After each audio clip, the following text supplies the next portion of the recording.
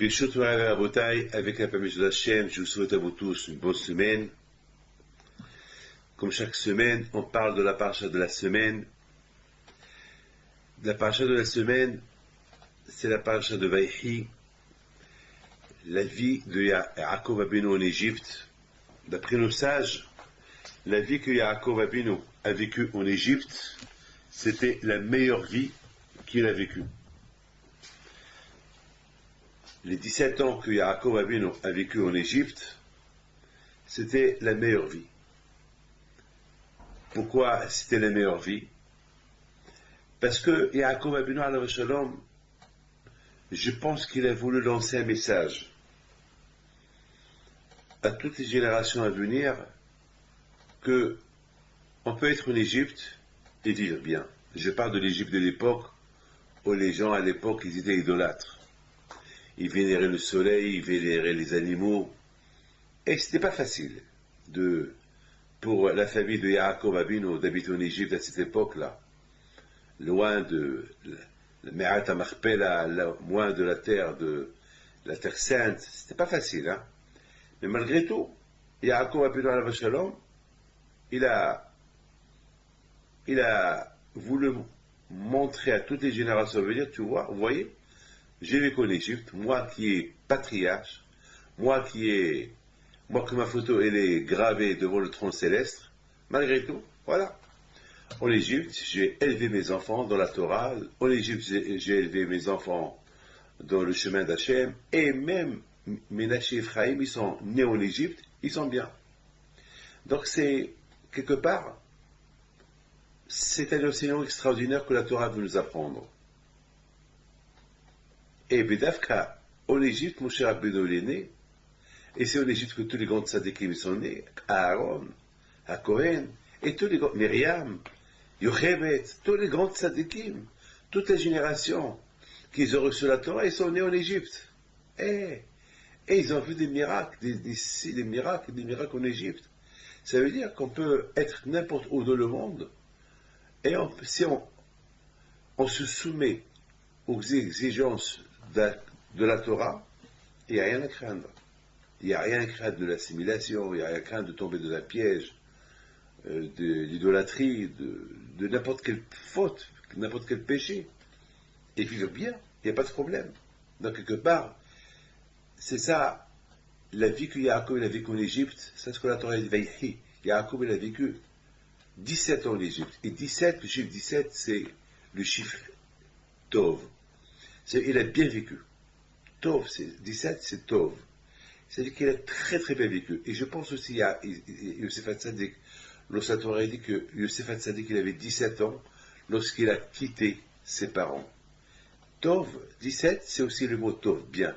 Ça veut dire que je comprends très bien que Yosef Hatzadik était bien, très très bien, lorsqu'il était à côté de son père. On pouvait dire, à côté de son père, il est très très bien, il est super bien.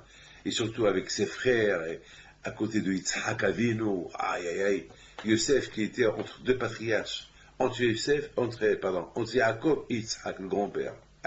Il était super bien, très bien. Il pouvait grandir dans la Torah.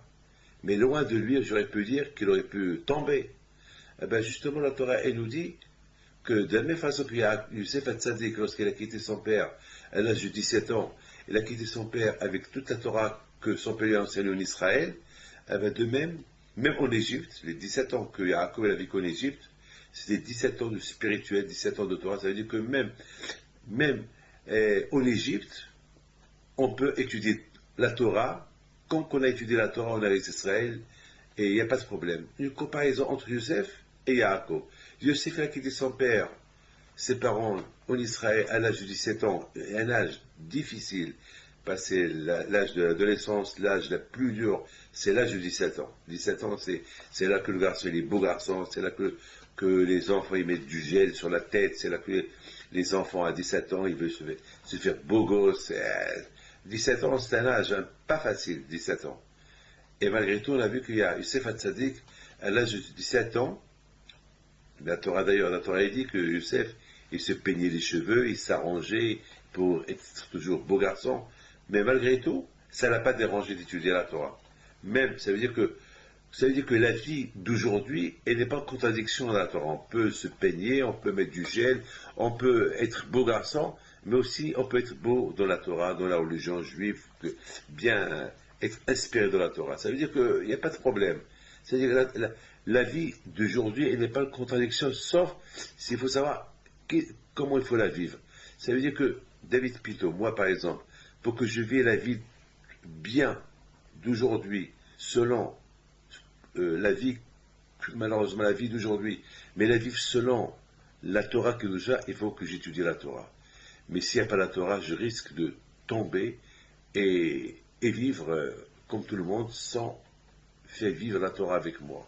C'est ça c'est pour ça qu'il faut bien éduquer les enfants avant que les enfants ils découvrent l'Internet, ils découvrent Facebook, ils découvrent les emails des copains, qu'ils découvrent des choses qui peuvent que Dieu préserve, le détourner de la Torah. Eh bien, il faut lui donner un peu de religion. Il faut lui donner une éducation juive. Hanouka. Hanouka, c'est du verbe hinour, c'est du verbe éduquer. Vous voyez que Hanouka, on allume de jour en jour. Chaque jour, on allume. Ça veut dire, on peut pas, il faut beaucoup faire attention. Il ne faut pas qu'on enseigne la Torah à quelqu'un d'un seul coup. On ne peut pas tomber d'un seul coup sur quelqu'un, il faut faire, parce qu'il va rien faire. Mais si chaque jour, on l'éduque, on lui apprend un peu. Il y a beaucoup de gens qui disent, eh ben, je vois comment mon fils il grandit, il va apprendre. Non, c'est trop tard. Une fois qu'on a raté c'est comme par exemple, on ne peut pas dire à quelqu'un de sauter des étages. Il faut qu'il monte escalier par escalier pour arriver au dernier étage. On ne peut pas lui dire on va supprimer les escaliers et il va arriver tout seul là-haut. C'est impossible. Donc la religion juive, la Torah, les mitzvot, ça commence par une éducation depuis que le bébé, il est bébé, jusqu'à qu'il commence à grandir, on lui apprend petit à petit, jusqu'à qu'il grandit, et une fois qu'il grandit, il est déjà dans le bain. Mais c'est ça la Hanouka. La Hanouka, c'est symbolique. C'est pas comme Beth Shammai qui disent on allume tout d'un seul coup et chaque fois on diminue l'allumage. Non. On fait comme Beth Hillel qu'on allume une par une. Chaque fois on progresse. Ma'alim Bakodesh. Pourquoi? Parce que la Hanouka, c'est l'éducation. Ça veut dire que, étant donné que les Hashmonaïm, ils ont décrété qu'on allume la Hanouka pour commémorer la perte d'éducation qu'on a perdue à l'époque des Grecs. On a perdu toute éducation juive. On a perdu presque toute la religion. Donc, il y a eu un miracle qu'on est resté juif. C'est un miracle extraordinaire. Donc les Hashmonaïm, ils ont décrété d'allumer la Hanouka pour se rappeler, pour se rappeler que si on veut rester dans notre judaïsme et ne pas perdre notre judaïsme comme ce fut le cas à l'époque des Grecs, il faut toujours aller en progressant toute une vie, en progressant et continuer à progresser toute une vie. C'est pas avec une semaine, 2 semaines, 3 semaines. C'est-à-dire que chaque jour on progresse de plus, qu'on prend de l'âge et que les cheveux blanchissent. Et il faut aussi s'éduquer jusqu'à. Il n'y a pas de limite à l'éducation juive. Il n'y a pas de limite au respect de la Torah. On peut pas être dans la Torah, on peut pas dire, d'ailleurs, c'est chaque année Pessah, c'est chaque semaine Shabbat, c'est chaque année Sukkot, c'est chaque année Purim. C'est pas une fête dans la vie. Chaque fois, ça veut dire que c'est un cercle, toujours, c'est un cercle, il n'y a pas de fin. Il faut toujours progresser. La façon comment j'ai fait Pessah cette année, l'année prochaine, je le ferai un peu mieux. Et l'année d'après, un peu mieux. Et c'est toujours, on doit aller en progressant. C'est comme dans la richesse. On ne peut pas se contenter de dire, voilà, je suis riche. Non.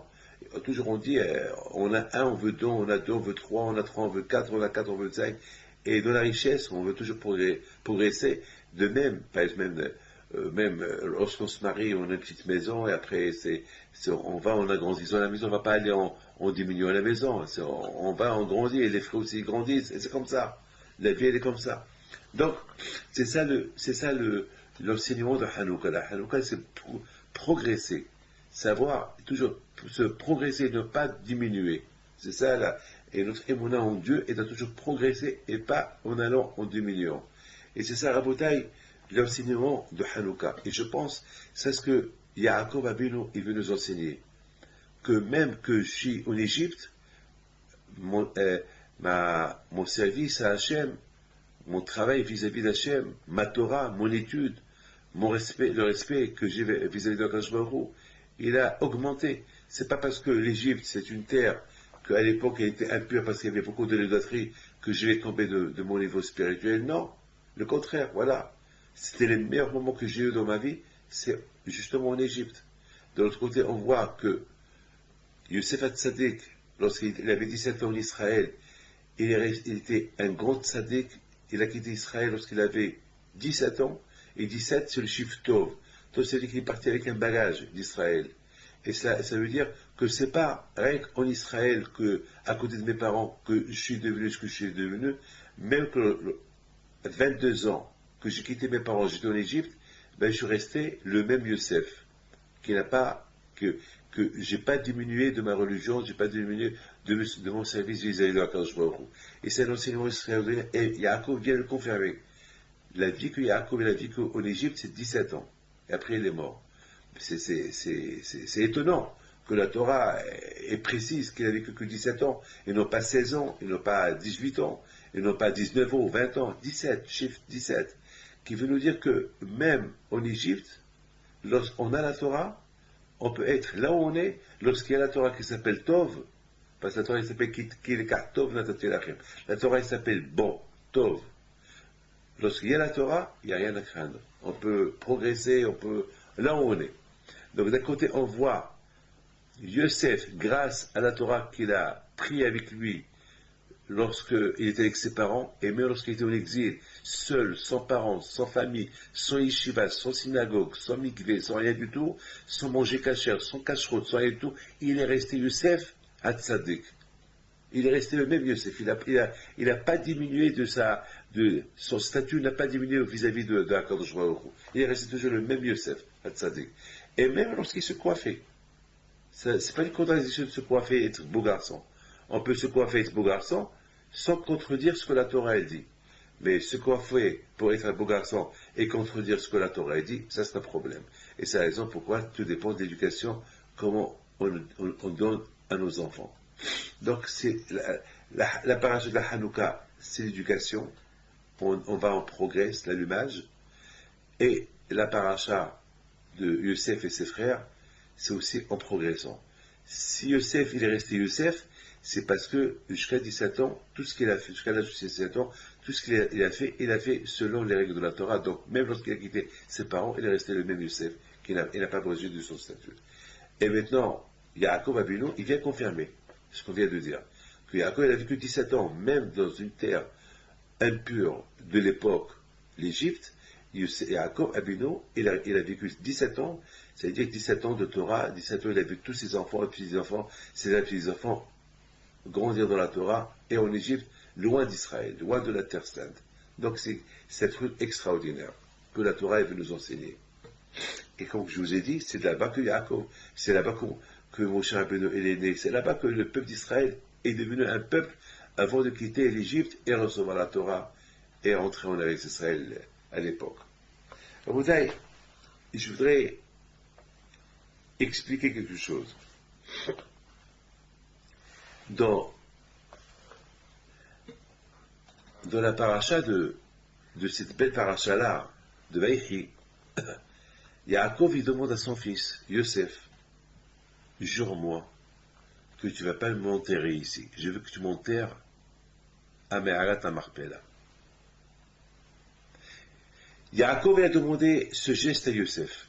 Yosef Hatzadik alav shalom, il jure à son père qui va accomplir ça, son vœu.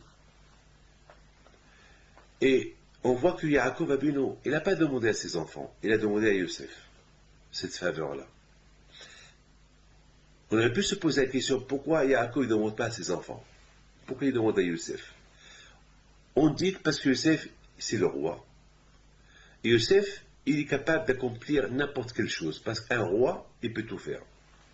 Un roi, il n'y a pas de limite chez un roi. Un roi, ce qu'il veut, il peut l'avoir. Le roi, c'est le roi. L'impossible, il peut l'avoir, parce qu'il a tous les pouvoirs dans ses mains. Et surtout Yosef, qu'il était un roi puissant en Égypte. Et Yosef, il était en même temps l'adjoint du grand roi Pharaon. Et le roi Pharaon, il aussi était soumis à Youssef, parce que il avait peur de Youssef, parce que quelque part Youssef était un homme intelligent. C'était lui qui tenait les reins du royaume égyptien. C'est ce qu'on voit dans la Torah, au Hachalit. Donc, Pharaon, il ne pouvait pas dire non à Youssef à n'importe quelle demande que Youssef lui demande. Mais dans la question de l'enterrement de Yaakov, Yaakov Abino, il fait jurer son père. Il fait jurer son fils. On dirait que Yaakov, il avait des doutes. Peut-être son fils ne peut pas accomplir son vœu. Donc il faut le faire jurer. Et c'est ça, la qu'on va essayer de comprendre. Pourquoi Pourquoi Yaakov fait jurer son fils? Parce que lorsqu'on jure, on ne peut plus annuler le serment. Surtout quelqu'un qui vient de mourir. Surtout Yaakov Abino, lorsqu'il fait jurer quelqu'un. Yaakov, c'est un patriarche. Si Yaakov fait jurer quelqu'un, c'est pas n'importe qui fait jurer, c'est Yaakov. C'est Yaakov Abino à la Shalom. Il ne faut pas imaginer la Kedusha de Yaakov Abino. Alors, on se pose la question, on comprend que Yaakov n'a pas demandé à ses enfants. Il a 11 enfants, il ne les a pas fait jurer. Pourquoi? Parce que il s'est dit, mes enfants, peut-être, ils ne peuvent pas peut-être accomplir mon vœu. Pourquoi? Parce que peut-être, ils ne sont pas capables. La preuve qui demande qu'à Yosef. Parce que, n'oubliez pas une chose, que Yaakov et ses enfants, ils se mettent en Égypte. L'esclavage a commencé. Hachem, il a dit à Abraham Abino, tes descendants vont être esclaves pendant 400 ans dans une terre qui ne leur appartient pas. Donc Yaakov Abino, la Gemara dit que Yaakov Abino, il a vu 600 000 juifs sortir de lui en Égypte, en l'espace de 17 ans. Vous imaginez quoi? En l'espace de 17 ans, il y a eu déjà 600 000 juifs. Imaginez-vous, s'il n'y avait pas les Shoah, s'il n'y avait pas les pogroms, pendant 3-4 000 ans, depuis que les juifs existent, combien aujourd'hui on aurait été? Imaginez-vous. Bon, le plus important, c'est qu'on est là, Baruch Hashem, qu'on est là, qu'on est nombreux ou moins nombreux, Baruch Hashem, même avec la Shoah, avec tout ce que Hitler a voulu faire, exterminer le peuple juif, Baruch Hashem, grâce à Dieu, on est là. Baruch Hashem, on est là. On est là avec la Torah, bien sûr. On n'est pas là simplement avec, pour dire on est là, non, on est là en respectant la Torah et les mitzvot, Baruch Hashem, c'est ça le plus important. Notre présence ici, c'est pour respecter le monde et aussi se faire respecter lorsqu'on respecte le monde et se faire respecter aussi. Il ne faut pas qu'on gêne d'autres personnes par rapport à notre religion.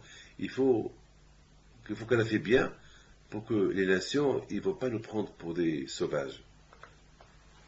Beaucoup des fois, il ne faut pas les contrarier. Il faut leur faire comprendre que notre religion, elle est normale et qu'elle n'est pas anormale. Ils vont comprendre. C'est pas par la force qu'on peut faire comprendre la chose.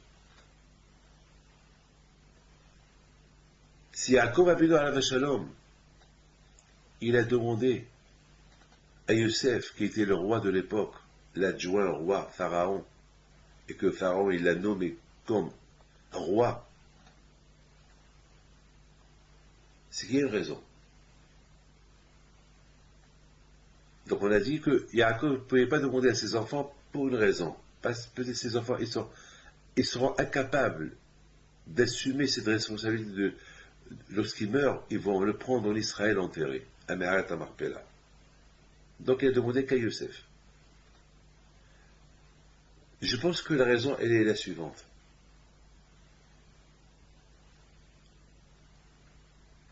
Youssef HaTzadik, non seulement qui était symbolique,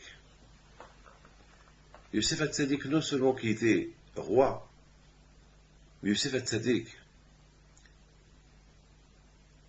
il savait comment faire les choses. Lui seul, il pouvait obtenir la permission de Pharaon pour prendre Yaakov et l'enterrer en Israël.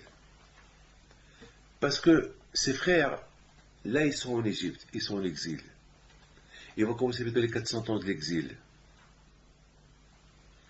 Mais Youssef Hatzadik, lui, c'est autre chose. Houa Shalit. Youssef Hatzadik,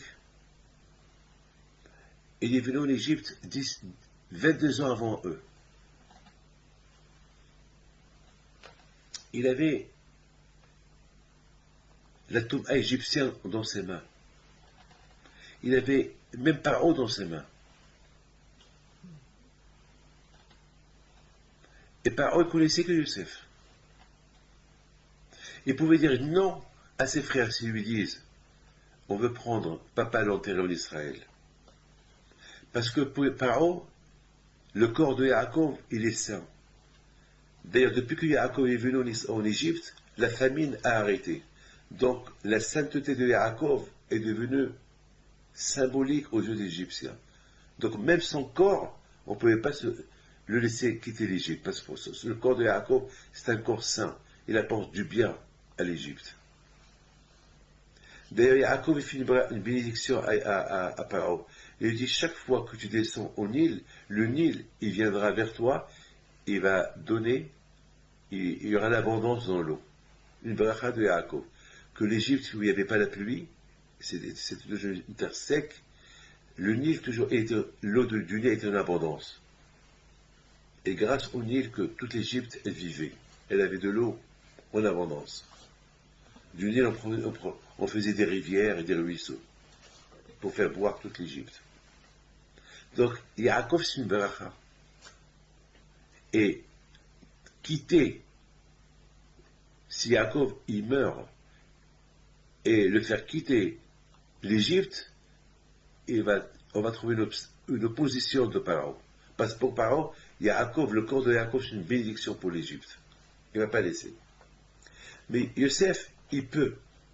Yosef seul, il a ce pouvoir. Lorsqu'il va aller chez Paro, il va dire, j'ai juré à mon père, il faut que je le prenne en Israël enterré. Paro, il ne va pas refuser à Yosef. Alors on va expliquer pourquoi. Voilà. Quelle est la raison? Qu'est-ce qu'il y avait en Yosef de spécial que les autres n'ont pas? Alors maintenant, pour comprendre ça, on va essayer de comprendre un peu le début de l'histoire. Écoutez bien, mes enfants. La Torah nous raconte, lorsque Yosef était esclave en Égypte, il a vécu le pauvre plus de 12 ans dans les puits, dans les prisons, les prisons les plus horribles et terribles qui pouvaient exister, sans clim, sans rien du tout.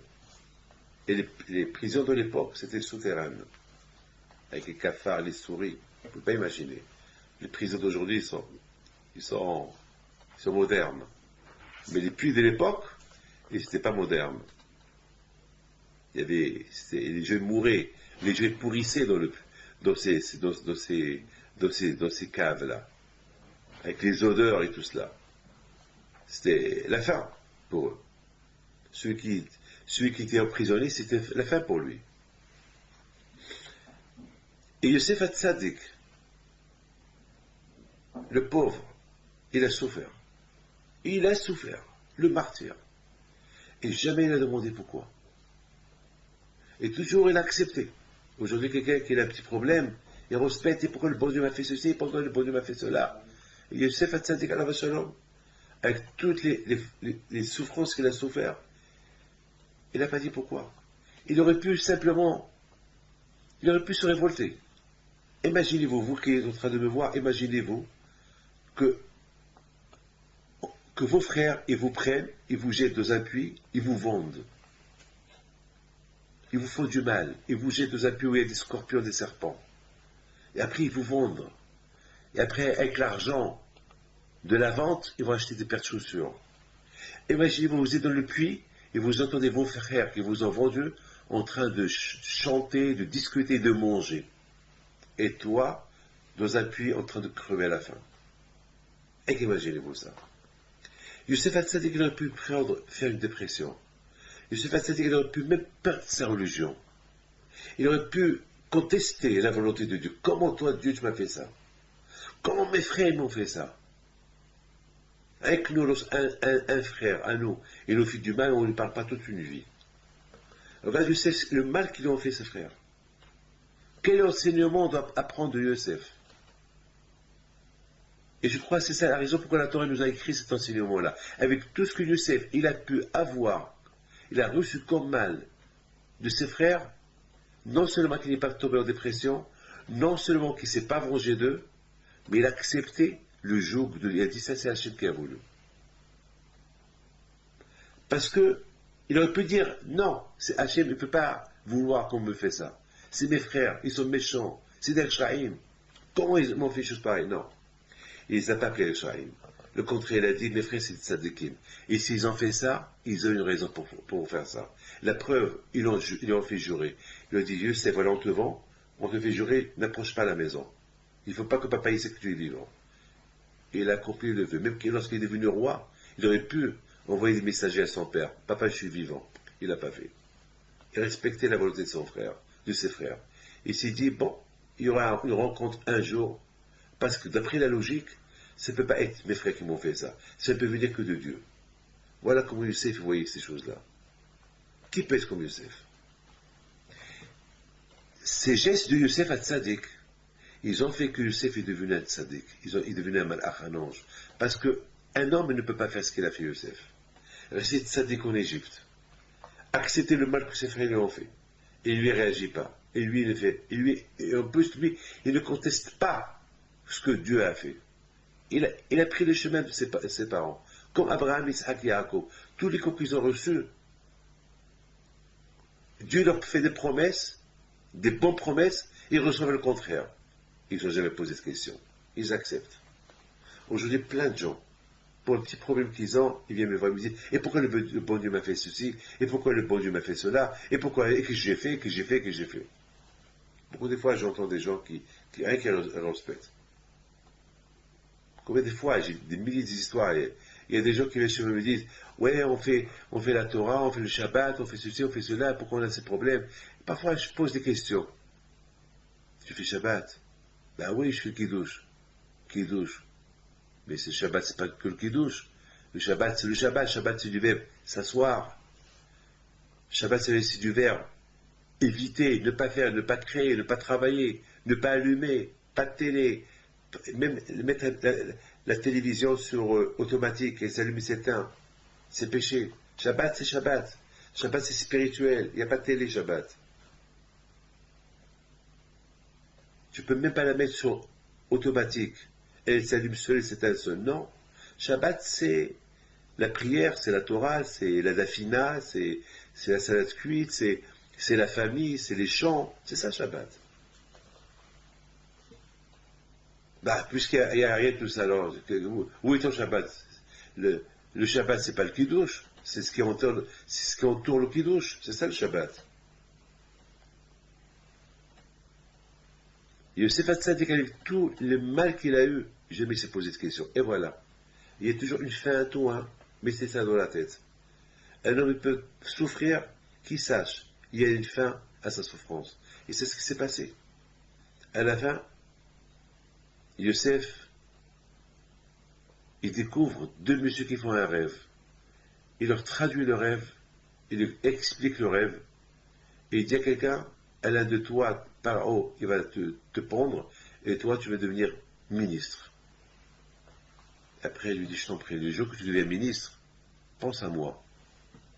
Par la parole qui me libère d'ici.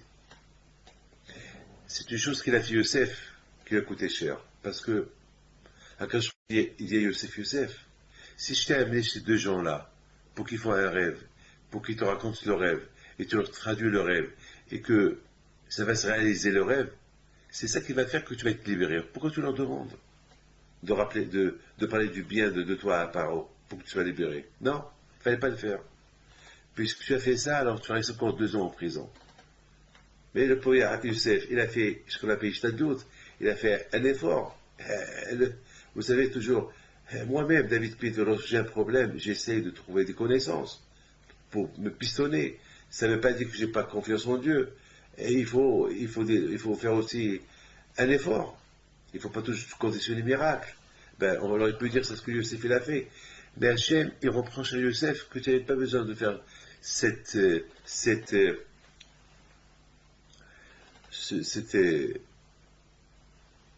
cette avance, de demander aux personnes-là de mentionner ton nom à Paro, parce que tu n'avais pas besoin.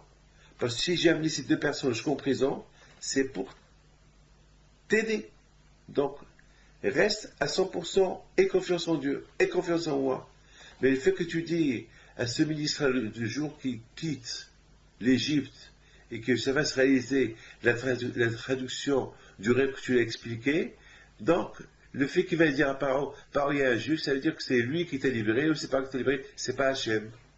Donc, Akash lui dit non, tu vas rester encore 2 ans en prison, comme ça tu sauras que lorsque tu vas quitter la prison, c'est moi qui t'ai libéré, et c'est pas Paro qui t'a libéré, et c'est pas ce ministre-là qui est devenu ministre-là, par rapport au bien que tu lui as fait, par connaissance, il va dire il va te pistonner chez Paro, pour qu'il te libère. Non, il faut que tu saches, c'est moi qui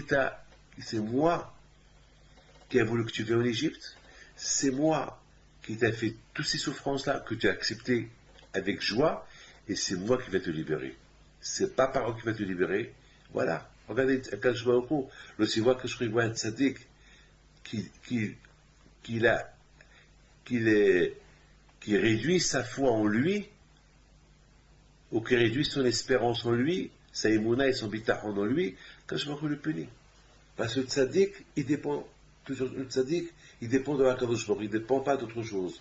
Il y a quand on doit faire un effort, il y a quand laisse Hachem faire l'effort. Il y a beaucoup d'efforts, on voit qu'on n'a pas besoin de faire l'effort, c'est Hachem qui fait l'effort. Surtout dans le cas de Youssef, voilà. Ces deux personnes-là qui font un rêve, qui se ministrent par haut, la façon qu'on leur a traduit, ça va se réaliser, 100%. C'est ça qui va faire que il va quitter la prison. Parce que s'il n'aurait rien dit à ce monsieur-là, il aurait dit à Paro, tu sais, Paro, c'est grâce à un juif qui est en prison que j'ai été libéré, parce que voilà ce qu'il nous a raconté. Et Paro, il va entendre ça, il va le libérer, il va le mettre, il va devenir ce qu'il devait devenir. Voilà la bouteille. Et parce que Youssef, à Tzadik alav shalom, parce qu'il a demandé, il a fait un effort, quand je lui a dit, il ne fallait pas le faire. Cet effort-là va te coûter cher. C'est-à-dire que de là, on apprend combien le juif, il doit avoir confiance en Dieu, il doit avoir bitachon en Akadosh Baruch Hu. Mon père alav shalom, c'est ce que j'ai appris de lui. Toujours mon père alav shalom, toute sa vie, c'était vraiment, on a appris de mon père la foi, l'aïmouna en Dieu. C'est ce qu'on a, on a beaucoup appris ça. De chacun de mes rabbins, j'ai appris quelque chose. Mais de mon père, j'ai appris la foi, l'aïmouna en Dieu, la foi en Dieu. Comment tout le temps il parle de Dieu, Dieu, Dieu, Dieu, Hachem, Hachem, Hachem. Et mon père ne voulait pas, mon père, 40 ans, il n'est pas sorti dehors. Il ne travaillait pas, mon père. Il n'importe quelle chose qu'il voulait, il allumait une veilleuse. Il priait à Hachem. Et ce qu'il demandait, il le recevait.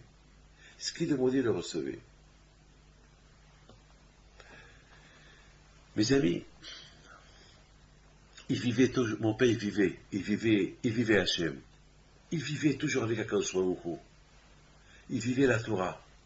Il vivait. C'est des choses qu'il a ancrées en nous.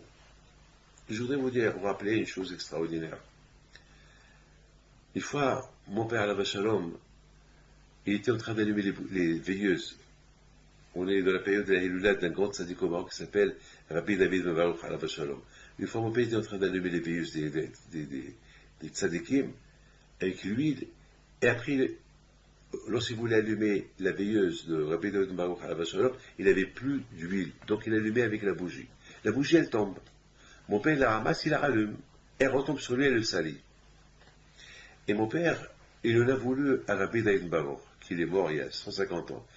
Et il parle avec lui. Il dit, moi, j'allume une bougie à ta mémoire, et c'est ça ce que tu me fais, tu me salis. Je me brûle les mains, je me salis, la bougie tombe sur moi. C'est-à-dire que mon père, il a vu en ça un geste qu'il fallait qu'il comprenne. C'est pas, vous savez, aujourd'hui, tout ce qui arrive, on dit, bah, c'est une coïncidence. Chez mon père, non. Mon père, il n'y avait rien de coïncidence. Mon père, s'il tombe, il y a une raison pourquoi il est tombé. S'il perd quelque chose, il y a une raison pourquoi il a perdu. Et s'il gagne quelque chose, il y a une raison. C'est pas quand aujourd'hui c'est de l'acquis. Non. On tombe, on ne tombe pas parce qu'on a glissé sur une peau de banane. Non. Pourquoi tu n'as pas vu cette peau de banane? Tu aurais pu la voir. Pourquoi tu ne l'as pas vue? Donc il y a une raison. Ah oui, il y a une raison.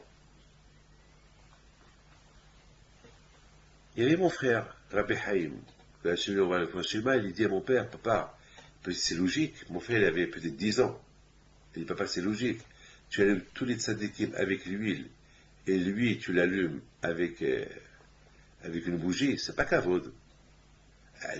L'huile, c'est hachouv. Lui, c'est la meilleure allumage. La Hanouka, c'est avec l'huile. La veille Shabbat, c'est avec l'huile. Bien sûr, toute l'huile est cachée, mais l'huile pure, c'est ça, c'est ça le vrai allumage. Mon père, il dit, bon, tu as raison, peut-être tu as raison, alors va, achète-moi l'huile. Mon frère, il va lui acheter l'huile, et il allume la veilleuse de Rabbi David Baruch avec l'huile. Et mon petit frère, il dit à mon père, bah, 100% le tzaddik, il est content de toi. Il doit être content maintenant. Et 100%, les mecs qui ont brûlé, tu vas recevoir beaucoup d'argent, tu vas recevoir beaucoup de dons, et le costume qui s'est sali, tu vas recevoir un costume. Mon père, il a commencé à rigoler. Je me rappelle, il rigole. Il dit à mon frère, va à l'école, va, tu ne vas pas devenir maintenant prophète ici, allez, va à l'école. Il va à l'école, et mon père, Avah Shalom, il nous racontait toujours cette histoire-là. Il nous disait que jamais il a gagné autant d'argent comme ce jour là-bas. Autant d'argent, jamais, des dons, jamais il a gagné autant d'argent. À tel point que, on lui a demandé ce jour, on a osé lui dire papa, ce jour là-bas, papa, donne-nous un peu d'argent. Aujourd'hui, tu as gagné pas mal. Donne-nous, surtout mon frère, c'est lui qui t'a prédit ce que tu gagnes, alors donne-lui un peu plus. Mon père, Avah Shalom, lorsqu'il a fermé la porte la nuit, il vient chez mon frère et lui dit, Haïm, t'as raison, j'ai gagné beaucoup d'argent aujourd'hui par rapport aux mains qu'ils ont brûlées, mais le costume. Alors mon frère, je ne sais pas ce qu'il a répondu, il a dit, bon papa, tu sais, hein, peut-être demain. Il a dit non. Si le tzaddik devait me payer, c'est aujourd'hui. Et maintenant je ferme la porte. Et lorsqu'on peut fermer la porte, la maison, ça veut dire que ça y est, c'est l'heure d'aller faire dodo. Et voilà la bouteille vers minuit, ça tapait à la porte. On avait l'habitude d'entendre de temps en temps les gens qui venaient taper à la porte. Mais que si c'était vraiment urgent. Parce qu'il savait que lorsque mon père, la maison de Rabbi Hibule était toujours ouverte toute la journée. Tout le monde le sait. Mais lorsqu'elle ferme, c'est qu'il y a une raison pourquoi elle ferme. Et le soir, elle ferme.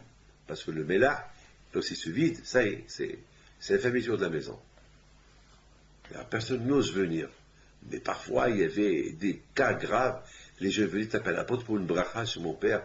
À l'époque, vous savez, il n'y avait pas encore des hôpitaux, il n'y avait pas, que Dieu préserve, beaucoup de femmes qui étaient enceintes et que c'est pas comme aujourd'hui, il y a par césarienne. À l'époque, c'était très dangereux les accouchements et il y avait des maladies et tout. Hein. C'est pas comme aujourd'hui, qu'aujourd'hui, tout de suite, il y a l'ambulance qui vient. Non, à l'époque, les gens, ils accouchaient chez eux à la maison. D'ailleurs, nous, toute ma famille, presque mes 6 frères et sœurs, on est tous nés à la maison de Rabbi Hibule, pas à l'hôpital. Hein. C'est-à-dire qu'on était en danger. Hein. D'ailleurs, moi, j'allais mourir et j'allais même tuer ma mère en m'accouchant. C'est pour ça qu'elle m'a appelé David, parce que mon père, Avah Shalom, il priait Hachem, il lisait Tehillim. Il lisait Tehillim, qu'il a écrit David Ameller. Et je m'appelle Hanania parce que il y a un tzaddik au Marrakech qui s'appelle Rabbi Hanania Cohen, un grand tzaddik qui est enterré à Marrakech, et que mon père, je pense qu'il a évoqué son nom. Donc nous tous, on est nés avec des noms de tzaddikim. Et aussi, je suis nommé sur Rabbi David Ben Baruch, dont je suis en train de vous raconter l'histoire. Donc ça veut dire que nous, c'est pas comme je l'appelle Pierre, Paul, Stéphane, Stéphanie. Il y a chaque nom que nos parents nous donnaient, c'est par rapport à une histoire, par rapport à un tzaddik. C'est pas on prend le calendrier ou bien on prend un livre des noms et on cherche Rudy et tout ça. Non. C'est pas ça. Il faut une raison, on peut pas. Et surtout, il faut avoir un nom juif. C'est important. Alors, tous ceux qui m'écoutent qui n'ont pas un nom juif, il faut qu'ils voient avec le rabbin d'avoir un nom juif. C'est très important. D'ailleurs, un nom, c'est important. Très important, un nom juif. Ben, vous pouvez avoir tous les noms que vous voulez, mais un nom juif, c'est très important. Ce que j'admire chez beaucoup des... Je ne veux pas rentrer dans... Que ce que j'admire sur nos parents en Égypte, la raison pourquoi ils ont été libérés de l'Égypte, parce qu'ils n'ont pas changé leur nom. Ils ont gardé leur nom hébraïque. C'est pas qu'ils ont changé leur nom. Ils n'ont pas changé leur nom. C'est l'une des raisons pourquoi ils ont été libérés de l'Égypte.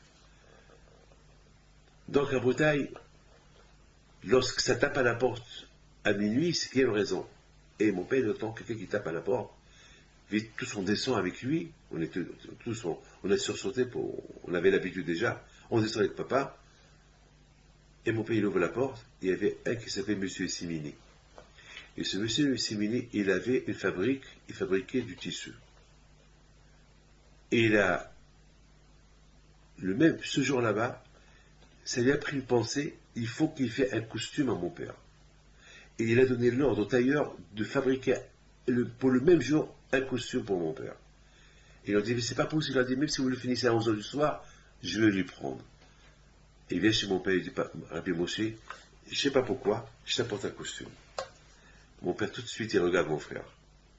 Et mon frère, il le regarde avec victoire. Tu sais, papa, avec les tzadikim, on ne joue pas. Tu as manqué le kavod à Rabbi David Mahor, tu l'as allumé avec une bougie, il t'a montré qu'il n'était pas content de toi. Et tu as réparé la faute en l'allumant comme tous les tzadikim avec de l'huile, parce que Rabbi David Mahor, il n'est pas moins que les autres. Pourquoi les autres, tu l'allumes avec l'huile, tu les allumes avec l'huile, et lui avec une bougie? C'est pas normal. Donc, il a montré son mécontentement. Les tzadikim, ils ne sont pas morts, ils sont vivants. Donc, il t'a fait gagner beaucoup d'aidants aujourd'hui par rapport à ce que tu as fait, parce que tu t'es brûlé les mains, et voilà, il t'a donné un costume qui t'a sali. C'est une histoire comme, on l'a vécu cette histoire, c'est pas qu'on nous l'a raconté. Regardez la grandeur de Rabbi Denbach, Shalom. Il n'est pas mort, il est vivant. Rabbi Hippolyte n'est pas mort, il est vivant. Yaakov Abinu n'est pas mort, il est vivant. Chacun qui étudie la Torah, il n'est pas considéré comme mort, il est vivant. Donc on comprend très bien que Yaakov Abinu, il a laissé un message pour tout le monde. Chacun qui est attaché à la Torah, même qu'on l'enterre, il est considéré comme un vivant. C'est pour ça qu'on dit, les tzadikim, même après leur mort, on les appelle les vivants. Voilà, mes amis. Donc, Rabotaï, regardez, cette belle histoire que je vous ai racontée, c'est super. C'est une histoire qui nous ramène. C'est pas comme la raconter, je l'ai vécu, je l'ai vu. J'étais là. Et j'étais là. On a vu l'histoire. J'ai vu toute l'histoire. C'est pas qu'on l'a raconté. J'ai vu ce que mon père il a fait. C'était pas une faute. Mais quelque part, c'est pas qu'un vote pour le tzaddik, que tout le monde, tous les tzaddikim, tu les allumes avec de l'huile pure, et lui, tu l'allumes avec une bougie. Quelque part, non. En plus, la bougie s'éteint après une demi-heure, et les autres verres, ils vont rester allumés 24 heures. Non. Il a montré son mécontentement. Et mon père, il a compris. Alors, il a sali mon père, il a brûlé ses mains avec la bougie, et mon père, il a compris, il a le sang, il a réparé tout de suite la faute qu'il a fait, et le tzaddik, il a payé le même jour. Voilà. Le même jour, il a payé. Vous voyez, Rabotaï, c'est ça les tzaddikim. C'est ça, Rabotaï, les tzaddikim. On ne peut pas imaginer Yosef Hatzadik Alav Shalom lorsque Paro, maintenant, c'est pour ça que Yosef Hatzadik il a été puni. Parce qu'un jour, il a dit, jusqu'à maintenant tu as confiance en moi, et maintenant tu décales de la confiance, tu dis à ce monsieur-là que tu viens d'expliquer le rêve, que s'il soit libéré, qui parle, qui te pistonne chez Paro pour que tu te libères, et si tu pistonnes chez Paro, il va te libérer, tu vas devenir un roi. Laisse-moi, tu as confiance en moi, continue. Alors 2 ans, il reste encore en prison. Pendant 2 ans, Youssef, il a réparé son manque de confiance en Dieu. Et là, Paro, il fait un rêve.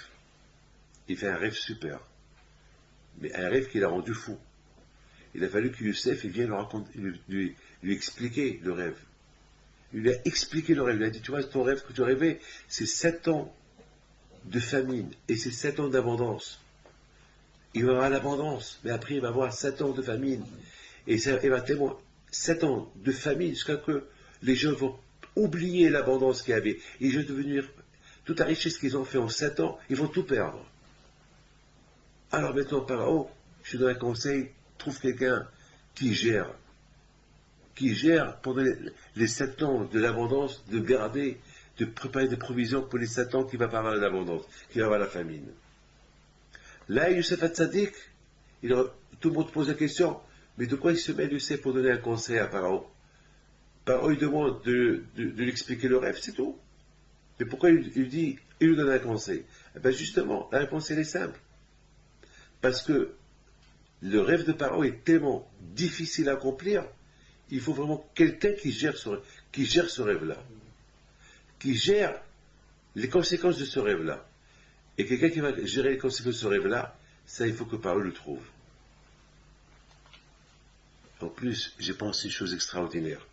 Youssef, il s'est dit, maintenant que je suis devant Pharaon, et que Pharaon croit en moi, eh bien, si je ne lui donne pas ce conseil, quand un jour je vais devenir un roi comme j'ai rêvé, parce que Youssef, il a rêvé qu'il était roi. Il a rêvé qu'il était un roi. À quand maintenant, il voit le début de son rêve s'accomplir. Il est devant un roi. Et que le roi il a besoin de lui. Et que c'est lui maintenant, et le roi il dépend de lui. Et que c'est lui maintenant qui explique son rêve. Donc c'est le moment où jamais de profiter de l'occasion. De dire au roi, il faut que tu trouves quelqu'un. Youssef Hatzadik, il a dit, puisqu'Hachem m'a amené jusqu'à chez lui, jusqu'à chez le roi, donc ça veut dire que Hachem, il veut que je lui demande, que je lui dise, que je lui donne un conseil.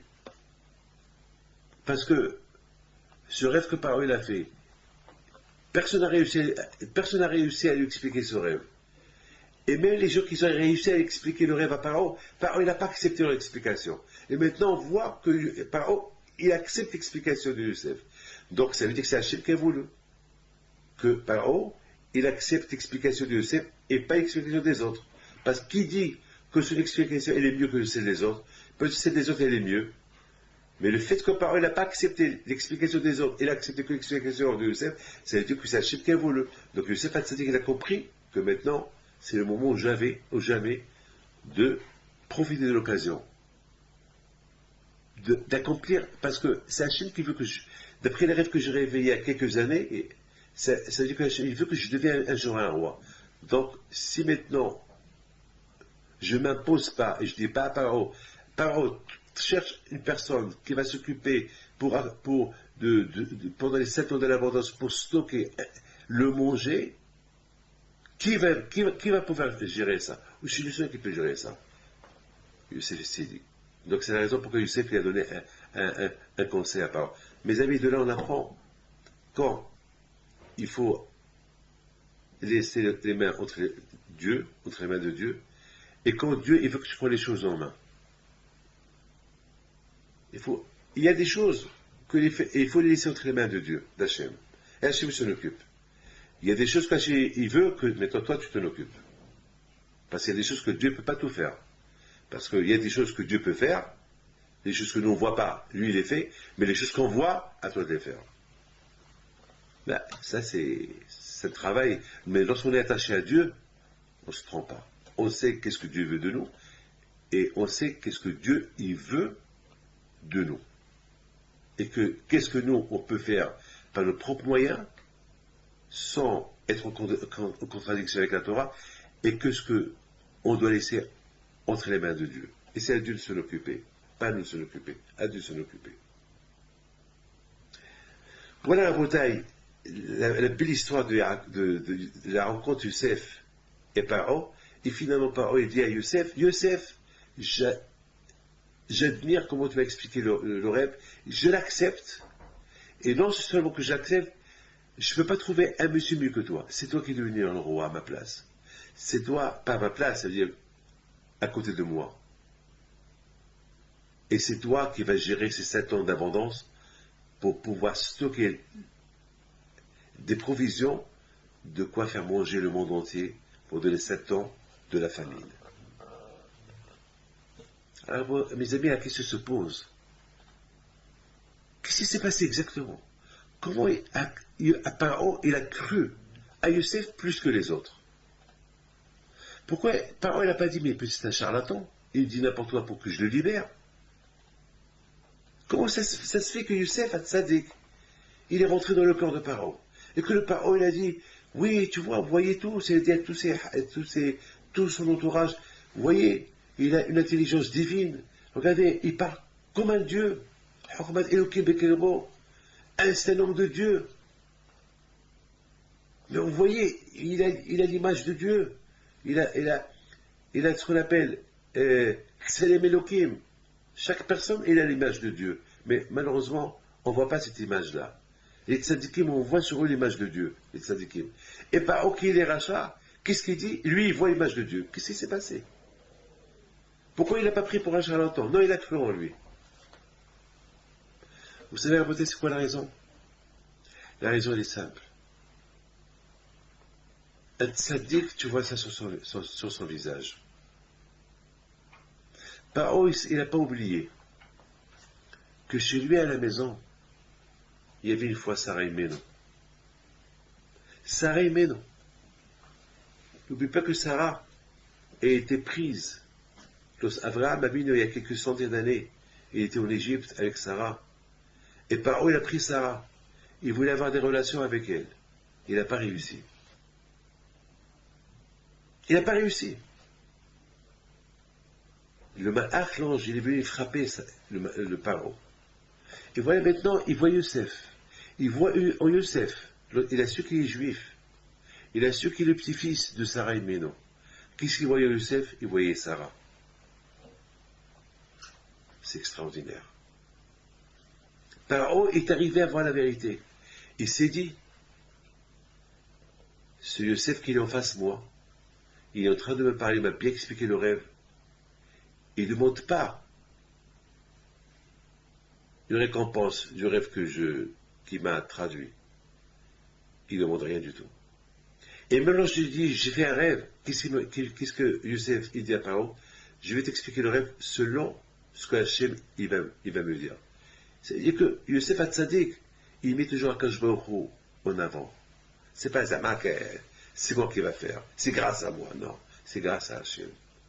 Tout est grâce à Hachem. Par où il a vu en Youssef Hatzadik. Il aurait pu Youssef se sauver de cette grotte où il est, de cette prison où il est. Il ne s'est pas sauvé. Parce qu'il est aimé, parce qu'il est esclave. Et un esclave, il ne se sauve pas. Alors que Youssef, il avait tout le pouvoir de se sauver. Il était fort. Et en plus, il a été pris pour rien. Il n'y avait pas de raison pour être esclave. Et Youssef, il est resté esclave. Tout ça, par où il voit cette sainteté de Youssef. Il a été pris par cette sainteté. Il a été, même Pharaon, même celui qui était anti-Torah, anti-religion, anti-tout, qui ne croit pas en Dieu, il se prenait pour un Dieu. Il a été séduit par l'honnêteté de Youssef Hatzadik. Il sera qu'il avait en lui l'image de Dieu. Donc, maintenant, on répond à notre question. Pourquoi Youssef était seul capable d'aller chez Paro? Et Dieu dit à Paro, il faut me laisser prendre mon père, l'enterrer en Israël. Pourquoi? Parce que lorsque Paro il voyait Youssef, il voyait dans Youssef l'image de la vérité. Youssef, il aurait pu voler pendant les 7 ans de sécheresse, lorsqu'il y avait la famine en Égypte, il aurait pu remplir ses poches avec tout l'argent qu'il a gagné. Mais Youssef, tout l'argent qu'il gagnait, il a donné à Paro. Voilà Youssef. Donc Youssef, c'était le symbole du Emet, le symbole de la vérité. Donc lorsque Yaakov, il savait ça, on dit Titel Emet Yaakov. Yaakov, c'était le symbole de la vérité. Et Youssef aussi, il a hérité cette symbolique de son père Yaakov, la vérité. Donc, Yaakov, il a dit, il n'y a que toi que lorsque tu vas aller chez Pharaon, tu vas dire à Pharaon que j'ai un ordre de mon père d'être enterré en Israël, à Marat, à Merpela, à toi il va t'écouter. Parce que tes frères, malheureusement, ils n'ont pas été, ils sont des grands tzadikim, mais un peu ils m'ont menti. Ils m'ont caché qu'ils t'ont vendu. Donc, même qu'ils ont fait ça avec la permission de Dieu, mais ils ont triché. Ils ont pu tricher. Dans la vérité, ils ont triché. Donc, ils ne peuvent pas séduire Pharaon. Ils ne peuvent pas séduire Pharaon de leur donner la permission de m'enterrer. Mais à toi, dès qu'il te voit, il va vous voir en toi. Comme ce qu'il a vu en toi il y a quelques dizaines d'années, lorsque tu as expliqué le rêve, et tu as expliqué le rêve, et il a vu dans ton rêve la vérité, et qu'il a été séduit par ton rêve, par l'explication de ton rêve, et qu'il t'a donné l'Égypte entre tes mains. Jusqu'à maintenant, le monde entier est entre tes mains. Donc toi seul, tu es capable de séduire Pharaon, de me laisser partir, de me laisser être enterré en Israël. Voilà la vérité. Lorsqu'on est pris par la vérité, lorsqu'on vit la vérité, eh bien, tout autour, il est bien. On vit la vérité. Il n'y a rien à craindre. Tout ce qu'on fait, à quand je il écoute.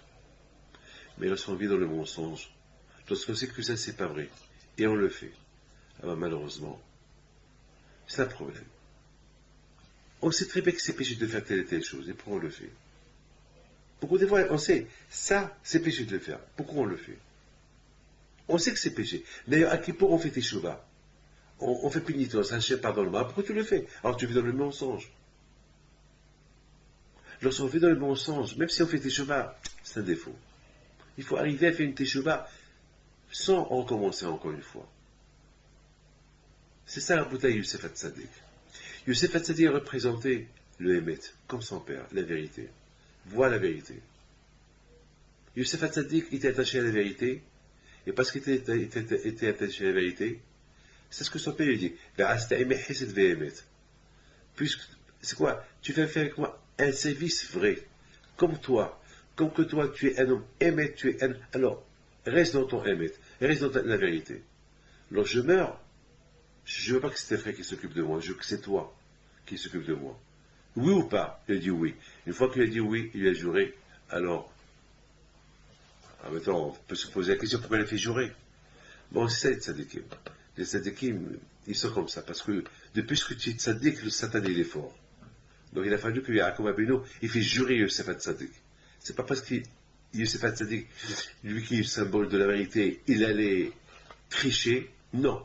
Mais malheureusement, de plus qu'on est tzaddik, de plus que le Satan il est fort, et lorsqu'on jure, lorsqu'on fait un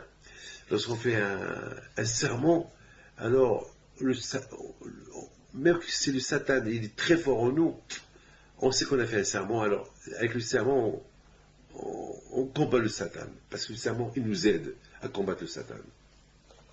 La bataille, c'est ça le cours que je vous ai préparé. J'ai beaucoup de choses à vous dire. Mais si je continue à vous parler, c'est l'infini. C'est l'infini. Une seule chose à voter, je voudrais vous dire. Une seule chose. La Torah, elle s'appelle Emet. Et lorsqu'on est dans la Torah est nous Emet. Mais il faut rester dans le Emet. On ne peut pas rester dans le Emet et tricher. C'est pas bien. On ne peut pas être comme ça et comme ça. Et c'est la raison pourquoi lorsque on allume la Hanouka, on l'allume en progressant. On n'allume pas en reculant, on l'allume en progressant. Et lorsqu'on allume la Hanouka en progressant, on progresse. Je vous bénis à vous tous, que le bon Dieu vous protège, je vous donne à vous tous la santé, bracha be'atzlacha, bonne semaine, et que Dieu vous protège. Et je vous en prie, comme chaque fois je vous dis, diffusez ce cours-là autour de vous, appelez tout le monde, et dites à tout le monde que chaque mercredi soir, il y a ce cours-là sur Internet qui peut se brancher sur Internet et voir ce cours en direct, si Dieu veut, pour pouvoir apprendre des enseignements de la Torah et que le bon Dieu protège. Amen.